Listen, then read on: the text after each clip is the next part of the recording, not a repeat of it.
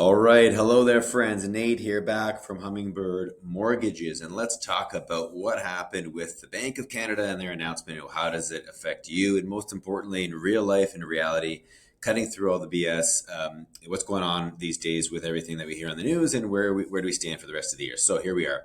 Yes, the Bank of Canada, they dropped the overnight lending rate or the interest rate by a quarter point on, on September the 17th. What does that mean? Well, that means that, let me again make this clear. I do this every time because I want to make it unequivocally clear for everybody because, you don't deal in mortgages every day like I do. It means this.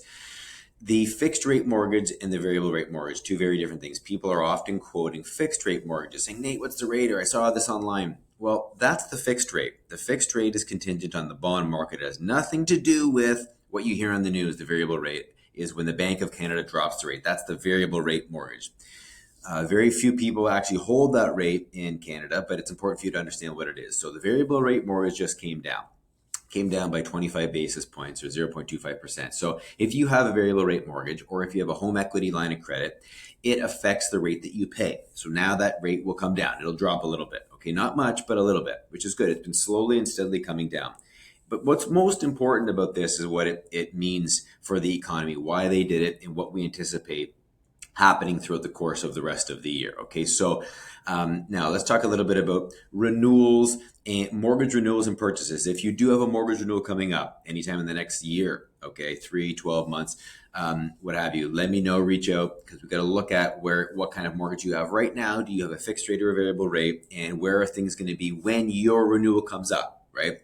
That's important for us. We can trend that out and see. So we know what your options are going to be, right? We can get rate holds for up to 120 days. And if it's beyond that, that's okay because we can trend it and look and see where things are going to go. So reach out if you've got that.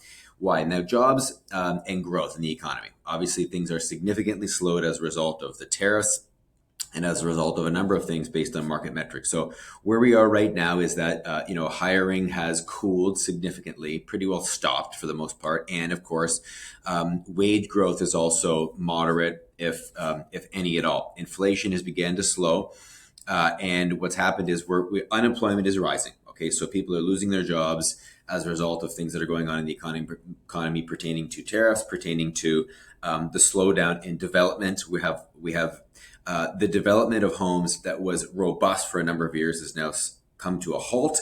And anything you see being built right now is already pre-approved development. Nothing's new. So we see a lot of jobs that are being lost as a result of that in the construction industry. And then industries that are contingent on the construction and materials industry. So that's why we're getting jobs that are dropping out, and it's going to continue to go that way. And we're just seeing the start of it now. Okay, the Canadian dollar as well.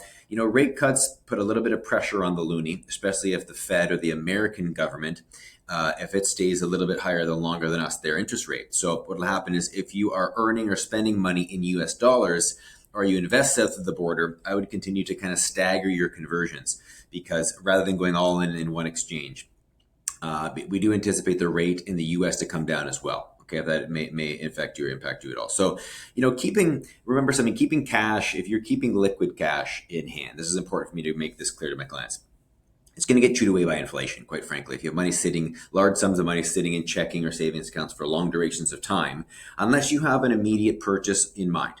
Okay, by immediate, I mean, within the course of the next 3 months, 6 months. If you do that, then keep your money in high interest savings accounts. Okay, or you can stagger like a redeemable GIC plan, like a laddering plan. But I would reach out to a financial advisor. I'm not one. I can give you the name of one if you need one. We have a lot of great ones in our database. Reach out to a tax professional. If you're sitting on a lot of liquid cash, it's important that you invest it in things that aren't going to be chewed away by inflation. Okay, so always keep that in mind. That's the best advice I can give as far as that goes. Otherwise, your money's getting eaten away by probably 8% a year. The dollar is being reduced, and the more and more the Bank of Canada continues to print money, the less that your cash is going to be worth. Okay, so anyway, bottom line is this. The rates came down. It was the interest rate for the variable rate mortgage. If you have a fixed rate mortgage, it doesn't impact you at all. For most of you, your rates will not even change. The cost of borrowing will come down if you have home equity lines of credit. If you are interested in getting one or knowing anything else, any more detail on that, let me know. Of course, we're here for you. Always here to support you. Love you guys so much. Anything you need, I'm here. Chat soon. Have an amazing one. Bye now.